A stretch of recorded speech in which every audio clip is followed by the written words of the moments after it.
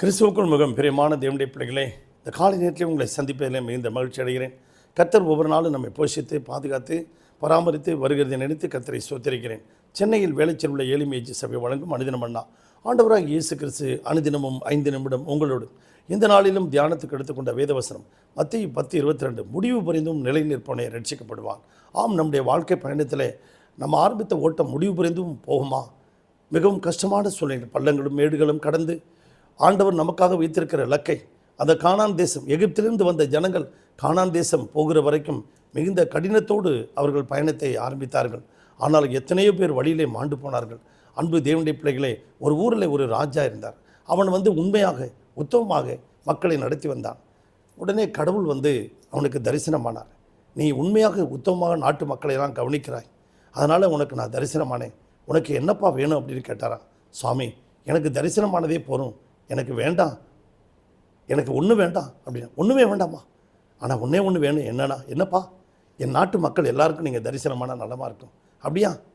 அது முடியாத காரியம்ப்பா. இல்லை சுவாமி, தயவுசெய்து எங்கள் நாட்டு மக்கள் எல்லாரும் கடவுளுக்கு நீ தரிசனம் பண்ணினா ரொம்ப நல்லாயிருக்கும். அப்படி ஒன்று செய், நாளைக்கு நான் ஊரில் அருகாமையில் உள்ள மலை உச்சியில் நான் இருப்பேன், எல்லாரையும் அழைச்சிட்டு வரியா? இவன் ராஜா தண்டாரா போட்டு எல்லாரையும் கூட்டிகிட்டு போகிறார். போயிட்டு இருக்கும்போதே போகிற வழியில் திடீர்னு பார்த்தா ஒரு வழியில் வெங்கல காசு கொட்டி கிடக்குது. அப்படியே ஒரு குரூப்பை நின்று போயிடுச்சு. எப்பா என்ன பின்னாடி வாங்க, இந்த கடவுளை பார்க்க போகணும். ஐயோ, எங்களுக்கெல்லாம் கடவுள்லாம் வேண்டாம் அப்படின்னு நின்றுட்டாங்க. இன்னும் கொஞ்சம் தூரம் போனோன்னே ஒரே அங்கே தங்க காசுகள் கொட்டி கிடந்தது. அந்த தங்க காசுகளை பார்த்தோன்னே ஒரு குரூப் அங்கே நின்றுடுச்சு. என்னப்பா இது, கடவுளை பார்க்கணும் வாங்க. ஐயோ, கடவுளாக எங்களுக்கு வேண்டாம் அப்படின்னு சொல்லிட்டு போயிட்டாங்க. இன்னும் கொஞ்சம் தூரம் போனோன்னே எல்லாமே போயிட்டாங்க, மனைவி மட்டும் கூட இருக்காங்க.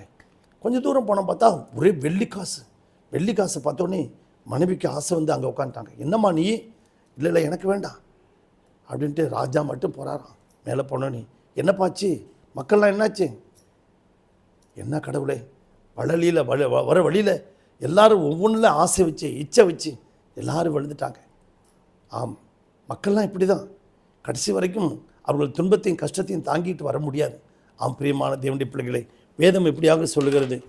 என்னாகமம் 32ஆம் அதிகாரம் 11வது வசனம் சொல்லுகிறது. உத்தமமாய் என்னை பின்பற்றின கேனேசியனான எப்னேயின் குமாரன் காலேபும் நூனின் குமாரன் யோசுவாவும் தவிர எகிப்திலிருந்து வந்தவர்களில் 20 வயதுக்கு முதல் அதற்கு மேற்பட்ட மனிதர்களில் ஒருவரும் என்னை உத்தமமாய் பின்பற்றாதபடினால் அவர்கள் நான் ஆபிரகாமுக்கும் ஈசாக்குக்கும் யாக்கோப்புக்கும் ஆணையிட்டு கொடுத்த தேசத்தை காண்பதில்லை என்று நான் ஆணையிட்டேன் என்று சொல்லுகிறார். ஆம் பிரியமான தேவனுடைய பிள்ளைகளே, எப்னேயின் குமாரனாகிய அந்த காலேபும் யோசுவாவும் 2 பேரும் தான் அந்த உத்தமமாய் பின்பற்றினபடினாலே கானான் தேசத்துக்கு போனாங்க. மீதி எல்லாரும் நிறைய பேர் அவங்க இச்சையில் விழுந்து போனாங்க. தேவனை முறுமுறுத்து மறுதளித்து கொல்லிவாய் சர்ப்பங்களால் கடித்து நிறைய பேர் மாண்டு போனாங்க. அந்த கோராக்கின் புத்திரர்கள் எல்லாம் அதில் நிறைய பேர் பூமி பிளந்து நிறைய பேர் இறந்து போயிட்டாங்க. ஆனால் கடைசியில் உத்தமமாய் பின்பற்றின காலேபும் யோசுவாவும் தான் போய் சேர்ந்தாங்க. யோபு உத்தம குமாரன் என்று அவர் சாட்சி சொன்னார். நீங்களும் நானும் தேவ சமூகத்தில் காத்திருந்து உத்தமமாய் இருந்து கர்த்தர் நமக்கு இந்த பையூர்லேருந்து பொய்யூருக்கு வந்திருக்கோம், பொய்யூர்லேருந்து ஒரு மெய்யூருக்கு போகிறோம். அந்த மெய்யூருக்கு போகிறதுக்கு உண்மையும் உத்தமமான இடுக்கமான வாசல் வழியாய் பிரவேசித்து கர்த்தர் நமக்கு வைத்திருக்கிற கானான் தேசத்தை அவர்கள் சுதந்திரித்தது போல நீங்களும் நானும் பரம கானானை சுதந்திரிப்போமா? கர்த்தர் நம்மை ஆசீர்வதிப்பாராக. ஜெபத்திலே தரித்திருந்து அவர் சித்தம் நிறைவேற்று, ஜெபத்திலே தரித்திருந்து அவர் சித்தம் நிறைவேற்று, முடிவு பரியந்தம் அவரில் நிலை நிற்க பலனை பெற்றுக்கொள்ளு, முடிவு பரியந்தம் அவரில் நிலை நிற்க பலனை பெற்றுக்கொள்ளு. அல்லேலூயா, துதி மகிமை என்றும் இயேசுவுக்கு செலுத்திடுவோம். அல்லேலூயா, துதி மகிமை என்றும் இயேசுவுக்கு செலுத்திடுவோம். ஹல்லேலூயா, ஹல்லேலூயா, ஹல்லேலூயா, ஹல்லேலூயா, ஹல்லேலூயா, ஹல்லேலூயா. பரலோக பிதாவே, இந்த சத்தத்தை கேட்டுக்கொண்டிருக்க ஒவ்வொரு பிள்ளைகளையும் ஆசீர்வதி, முடிவு புரிந்தும் நிலை நிற்க கிருபை தாரும்.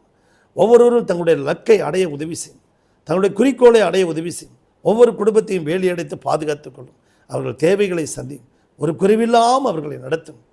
ஆவியானவரே கூட இருந்து ஒவ்வொரு நாளும் வழி நடத்த முடியாது ஜெபிக்கிறோம். இயேசுவின் நாமத்தில் பிதாவே, ஆமென். God bless you everybody. Thank you.